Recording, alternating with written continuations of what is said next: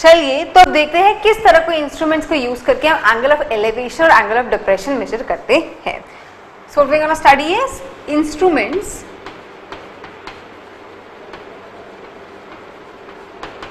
To measure angle of elevation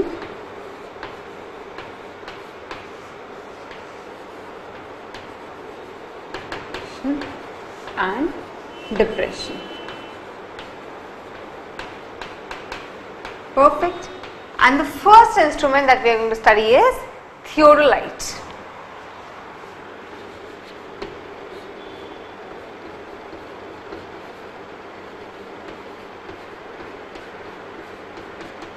Now, theodolite is a very simple instrument.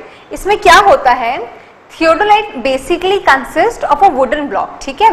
इस wooden block को हम एक tripod जैसे स्टैंड पे सपोर्ट करते हैं, ओके।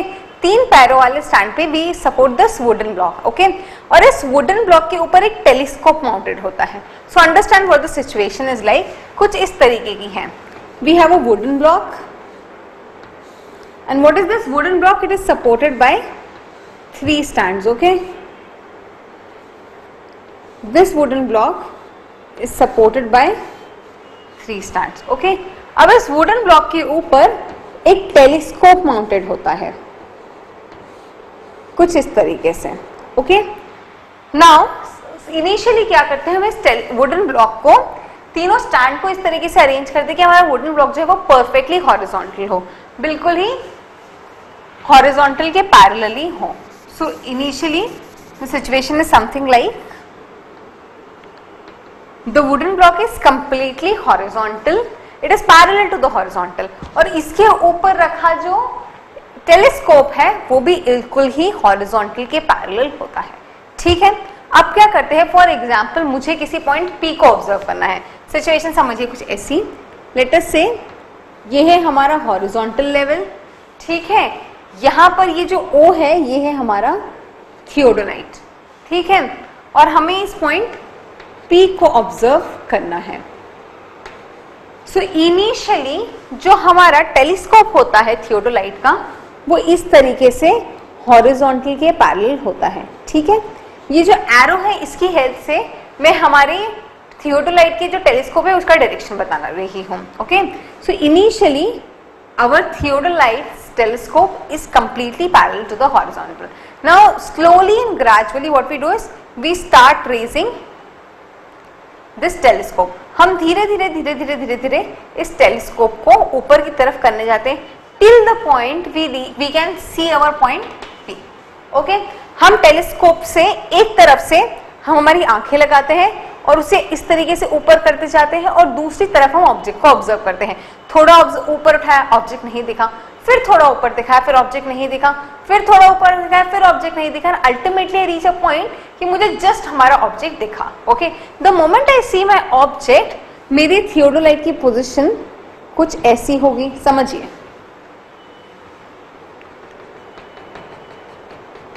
अगर ये मेरी लाइन ऑफ साइट है तो मेरा थियोडोलाइट का टेलीस्कोप कुछ इस तरीके का दिखेगा। तो मैं ये कहूँगी ये वो सिचुएशन है जब मेरे थियोडोलाइट का जो टेलीस्कोप है वो मेरी लाइन ऑफ साइट के साथ बिल्कुल कोइंसाइड करता है या उसके पैरेलल है। Am I right? See, line of sight है ऑब्जर्वर को पॉइंट ऑफ ऑब्जेक्ट से ज्वाइन करने वाली, और यहाँ सिचुएशन देखिए, ओ जो है वो ऑब्जर्वर है, पी हमारा ऑब्जेक्ट है, और ये टेलीस्कोप की हेल्प से हम हमारे ऑब्जेक्ट को देख रहे हैं। तो जब हमें हमारा ऑब्जेक्ट दिखेगा तो वो लाइन ऑफ साइट पर ही दिखेगा ना। जब हमारा टेलीस्कोप लाइन ऑफ साइट पर दिख जाएगा तो मुझे मेरा ऑब्जेक्ट दिखने लग जाएगा। So the point when I can see the object through the telescope is my line of site, okay. और ये एंगल जो है वो हम हमारे थियोडोलाइट पे मार्क ग्रेजुएशंस के थ्रू पता कर सकते हैं। जितना हम उसे बढ़ाएंगे उसके अकॉर्डिंग हमें ये ग्रेजुएशन मिल जाएगा, वो थियोडोलाइट पे मार्क होता है। तो इसके मदद से हम थियोडोलाइट के through angle of elevation measure कर सकते हैं, okay. So basically theodolite angles in vertical plane measure करने के लिए यूज होता है, ओके। अभी जो हमने एग्जाम्पल देखा उसमें भी यही केस था, हमने वर्टिकल प्लेन में एंगल को मेजर किया। आप सिचुएशन समझ पा रहे हैं? Okay, let us do with the help of this. Okay, let us से ये हमारे थियोडोलाइट का टेलीस्कोप है, ठीक है, और मुझे इसके through for example let us से समथिंग हियर, मुझे इस पॉइंट पी को ही देखना है. ओके, सो लेट अस से यहाँ पे हमारा ऑब्जर्वर होगा ओ.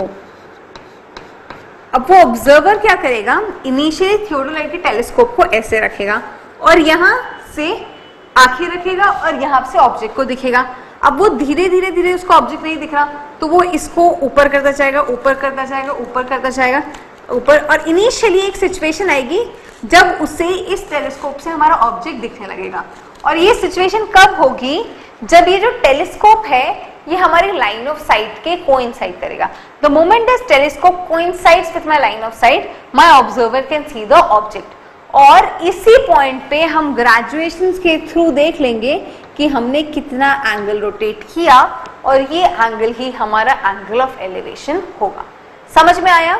नाउ विज़ कंसिडर अ सिचुएशन कि हमें एंगल ऑफ डिप्रेशन पता करना है. अब थियोडोलाइट की हेल्प से हम एंगल ऑफ डिप्रेशन कैसे पता करेंगे बताइए.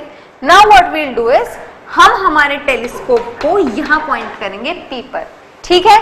अब सिचुएशन कुछ ऐसी होगी कि हम यहां है पॉइंट पी पर, ठीक है. अब ये हमारा पॉइंट हो जाएगा O. Let us not call it P, let us call it O only. Okay, हम होंगे इस पॉइंट ओ पर. ओके, और हमें एक ऑब्जेक्ट देखना है जो कि नीचे है. So let us call this object as P. Okay, अब हम क्या करेंगे, हमारे ऑब्जर्वर को यहाँ पे रखेंगे. ओके, और हमारे टेलीस्कोप को कुछ इस तरह से रखेंगे. अब सेम प्रोसेस, हम धीरे धीरे धीरे धीरे टेलीस्कोप को नीचे करते जाएंगे till the point we can see the object P. और जैसे ही हमें टेलीस्कोप से पी दिखा, मतलब हम हमारी लाइन ऑफ साइट के कोइंसाइड कर रहे हैं, और इस पॉइंट पे जो भी एंगल मिलेगा वो हमारा एंगल ऑफ डिप्रेशन होगा. सो गेट इट, थियोडोलाइट की हेल्प से हम किस तरह से एंगल ऑफ एलिवेशन और एंगल ऑफ डिप्रेशन मेजर करते हैं. बिल्कुल समझ में आया. थियोडोलाइट क्यों यूज होता है, it is use to measure angles in a vertical plane, और एक्चुअली इसके थ्रू हम हॉरिजॉन्टल प्लेन के भी एंगल्स मेजर कर सकते हैं, कोई खास प्रॉब्लम नहीं है. So I call this in vertical plane and horizontal plane as well. तो जैसे वर्टिकल प्लेन में किया उसी तरीके से हम हॉरिजॉन्टल प्लेन में भी निकाल पाएंगे. It's not a big thing at all. Okay, and theodolite का स्ट्रक्चर कैसा होता है, एक वुडन ब्लॉक पे को हम सपोर्ट कर देते हैं 3 स्टैंड से ताकि वो हॉरिजॉन्टल रहे, और फिर उसके थ्रू हमारे ऑब्जेक्ट को ऑब्जर्व करते जाते हैं टेलीस्कोप से. Okay, clear. So this was the first instrument called theodolite. Okay, now the next instrument that would be used is sextant. So sextant क्यों यूज होता है,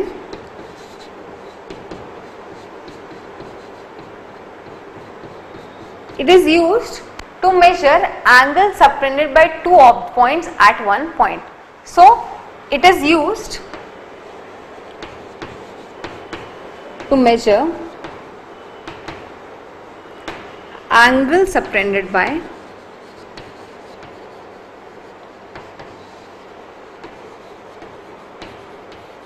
a point,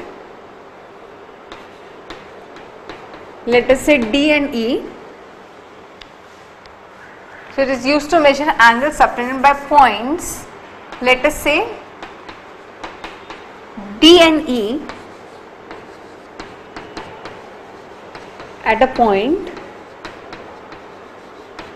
F. So किस तरीके से सेक्सटेंट यूज होता है, for example ये point D है और ये पॉइंट E है. ओके, ये पॉइंट D और E किसी पॉइंट F पे कुछ एंगल थीटा सबटेंड कर रहे होंगे. तो इस एंगल को पता करने के लिए हम सेक्सटेंट का यूज करते हैं.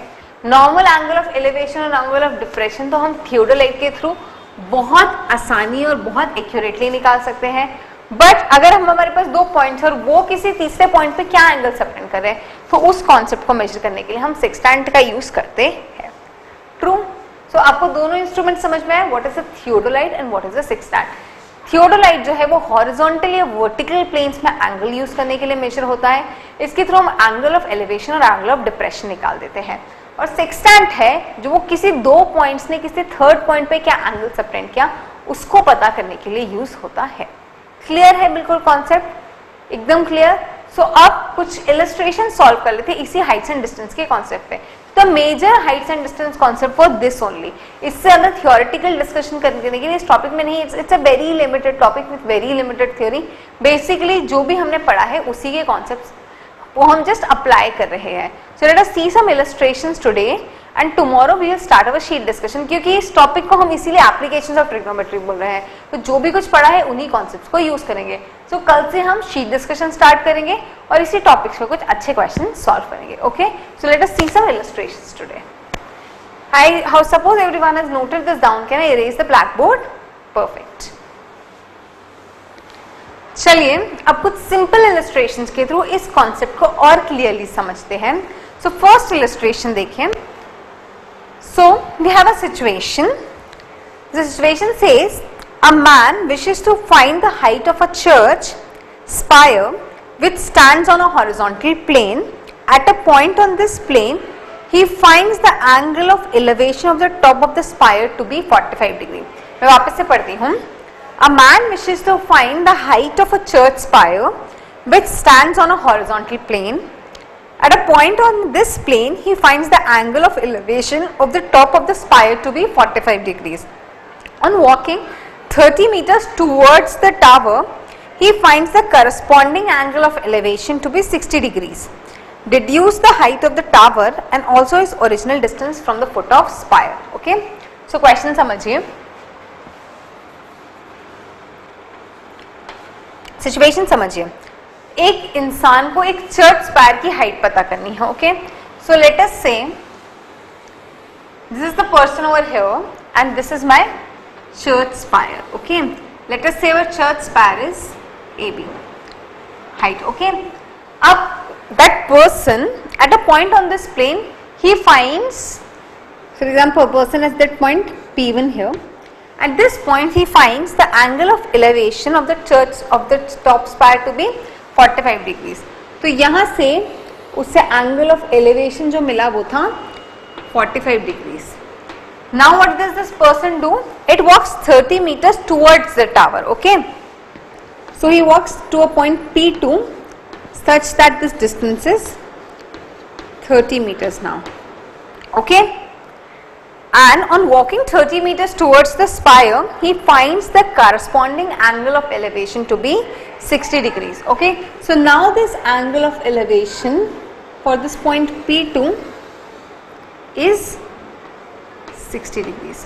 Okay, based upon this data, we have to deduce the height of the tower and the distance of the person from the foot of the tower. Okay, so let us say the height of the tower is H.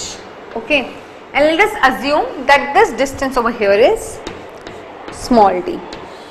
Okay, so now can I write two equations over here? P1 के लिए मैं लिख सकती हूँ tan 45 degrees will be equals to H upon D plus 30 meters. True, which means tan 45 we know is 1. It's a very simple question. So we get H is equals to D plus 30. This we get from our first equation. And for this point P2, angle of elevation is 60 degrees. So I can write tan 60 degrees is equals to H upon D. What is tan 60 degrees? Tan 60 degrees I know is root 3 upon 1. True, which means H is root 3 times D. Sorry, yeah, H is root 3 times D. So I can substitute it over here. So this implies root 3 minus 1 D is equals to 30, or D is equals to 30 upon root 3 minus 1 meters. And what is H? H is 30 under root 3 into root 3 minus 1 meters. So this is D and this is H. Is this clear? How did we analyze this situation? See, the important part is always comprehending the question. Question समझ लो तो फिर trigonometry apply करना तो बहुत आसान है. Mathematical calculation part easy होता है, सिर्फ क्वेश्चन इंटरप्रेट करना और उसे सही तरीके से कॉम्प्रिहेंड करना is the most important part here. Okay, now let us solve one more illustration, again a really easy one only. Okay, now let us try to analyze this situation. Okay, what does this situation says? A man observes that a point due south of a certain tower, its angle of elevation is 60 degrees. Okay, a man observes that a point due south of a certain tower, its angle of elevation is 60 degrees. He then walks 100 meters due west on a horizontal plane and finds the angle of elevation is 30 degrees. We have to find the height of the tower and its original distance. Okay, so let us understand what the situation is. A man observes that a point due south of a certain tower, its angle of elevation is 60 degrees. So let us say this is our tower AB. Now there is a point P over here which is due south of this tower. Okay,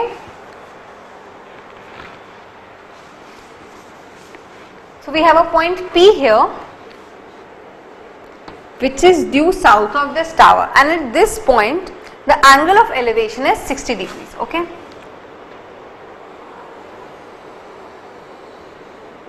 okay, this is the horizontal line joining PB.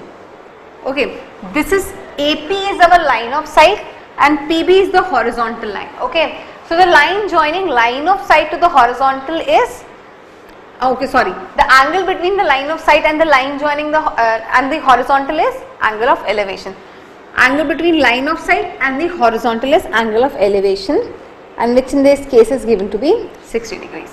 Now what the next part of the question is, this person walks 100 meter due west. So now this person is in south, now he walks west. Okay, so let him walk west. Okay, he walks west for 100 meters. So he walks to this point, let us say Q, and this distance he traverses is 100 meters. Okay, due west on a horizontal plane and finds the angle of elevation now to be 30 degrees. So for him now the angle of elevation for this point A is 30 degrees. So AQ is the line of sight and QB is going to be the horizontal now. So the angle between line of sight AQ and the horizontal QB is going to be my angle of elevations, that is 30 degrees. Perfect. Okay, we have to find the height of the tower and its original distance of the person from the tower. Now let us understand one thing. सबसे पहले तो see, this person was in south and then he turned towards west. Okay, so this BP was south and he turned towards west. South और west के बीच में we have a difference of 90 degrees, which means this angle over here is 90 degrees. Okay, rest QB is a horizontal surface, so QB is going to be perpendicular over here to the horizontal. PB is a horizontal surface, which means PB is going to be perpendicular to this guy over here. Okay, so these are all perpendicular angle. Okay, this is a perpendicular angle and this is even perpendicular. We understand all such stuff. Okay, let me draw it more clearly.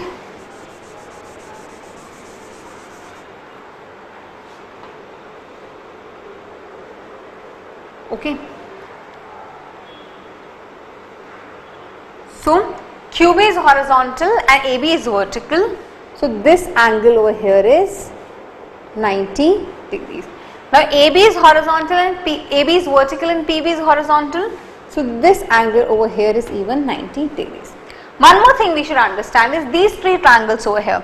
This triangle APB, this triangle PQB and this triangle AQB, they are in three different planes, perfectly different planes. Okay, ये जो QPB है ये horizontal plane में है, ये एक ऐसी plane में है जो 60 degree inclined है with the vertical, and it is in a plane which is 30 degree inclined. Okay, so now what we should do is हम इन ट्रायंगल्स को सेपरेटली ड्रॉ करते हैं ताकि सिचुएशन आसानी से समझ पाए।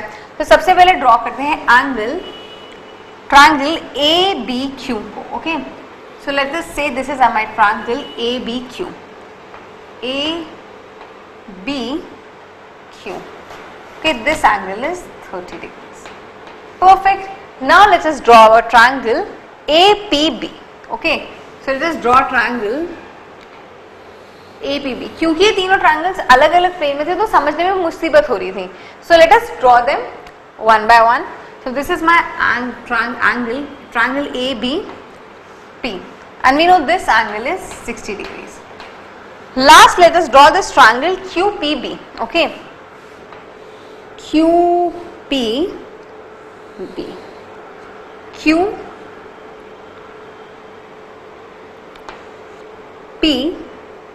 and this is my point B over here. I know this angle over here is 90 degrees. और अब इन सब डेटा के बेसिस पे हमें हाइट ऑफ द टावर पता करनी है। सो लेट अस से हमें ये डिस्टेंस h पता करना है, which means AB over here is h, AB over here is h, and we have to find the initial distance of the person from the tower. So initial distance was PB. So let us say this distance over here is D. दूसरी चीज हमें D पता करनी है, PB. So here it is D, और यहां पे PB है D. Clear? Perfectly clear? Now let us see. Let us first observe this triangle over here. Okay, ABQ. Okay, इस ट्रायंगल में ये है H. So मैं को लिखती हूँ in triangle, let me write from here only, in triangle ABQ tan 30, which is 1 upon root 3, is equals to AB upon QB, AB upon QB, which is H upon QB. AB is H. This implies QB is H root 3. QB is H root 3 or under root 3H. So I know this QB over here is under root 3H, or this QB over here is under root 3H. Okay, perfect. Now let us see this triangle. Okay, in this triangle when I know QB is H root 3. Perfect. So can I apply Pythagoras theorem in this triangle? Can we? Okay, so I can write over here in triangle QBP, Pythagoras theorem के through we can write QB square, which is going to be the hypotenuse is going to be PQ square plus PB square. So QB square is going to be PB square plus PQ square. ठीक है, QB square is 3H square, PB square is D square plus PQ square. Okay, PQ की value हम इस triangle में से पता कर सकते हैं, triangle PQ square plus PB square. Okay, PQ's value just QB square is H square 3H square, PB square, PB we know is D square. Okay, PB is nothing but D, so I can write D square plus PQ square. Okay,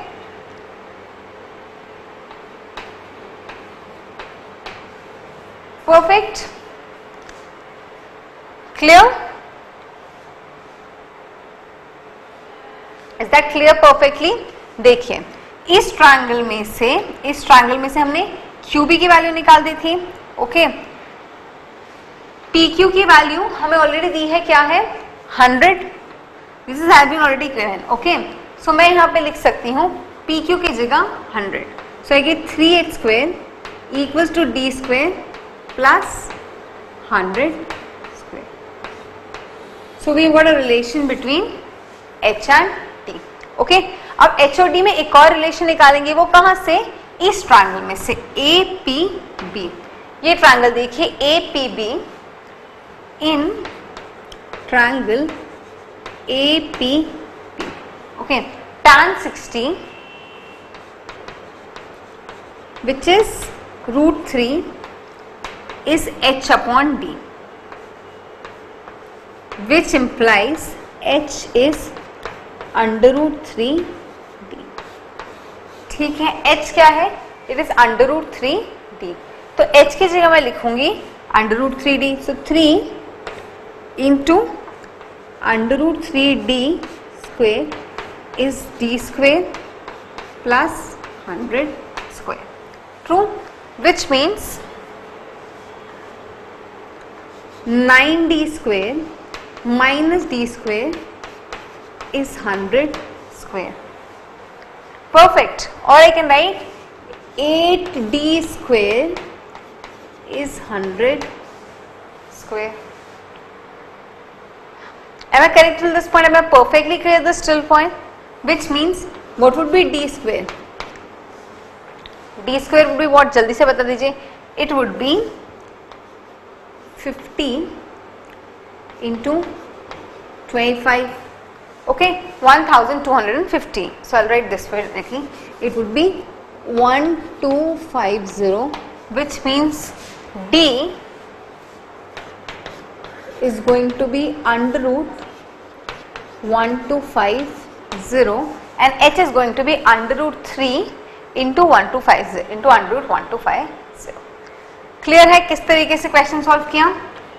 इस question में सबसे ज्यादा important था कि हम समझ पाते कि ये तीनों अलग अलग प्लेन्स में थे, इसलिए the good part would be to solve the question. A better way would be कि इन तीनों ट्रायंगल्स को हम अलग अलग प्लेन से निकाल के इस तरीके से एक प्लेन में ड्रॉ करके समझे।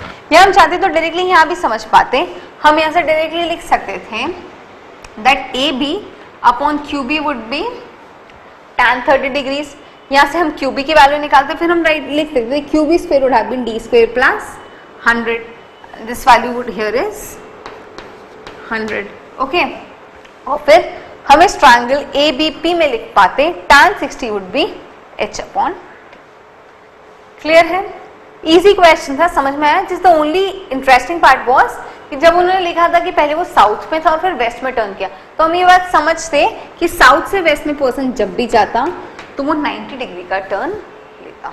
So that's what I say always in this question is the important part is to interpret the question. अगर क्वेश्चन को सही इंटरप्रेट करा, कॉम्प्रिहेंड करके एक बार लाइन डायग्राम सही तरीके से ड्रॉ कर लिया, तो फिर most of the part is like solving normal trigonometry which we have already done. So the important part is drawing this line diagram. Okay, so I think this concept is clear everyone. Tomorrow we will begin our sheet discussion on heights and distances. So आप एक बार इसको समझ के आइएगा, trigonometry के कुछ पुराने formulas याद करके आ जाइएगा, कुछ standard trigonometric ratios for example 18 degrees, 9 degrees, 32 degrees, इनकी वैल्यूज याद करके आ जाइएगा, क्योंकि कभी कभी इस तरीके के एंगल्स भी आ सकते हैं। ओके, सो कल से हम शीट डिस्कशन स्टार्ट करते हैं। Thank you.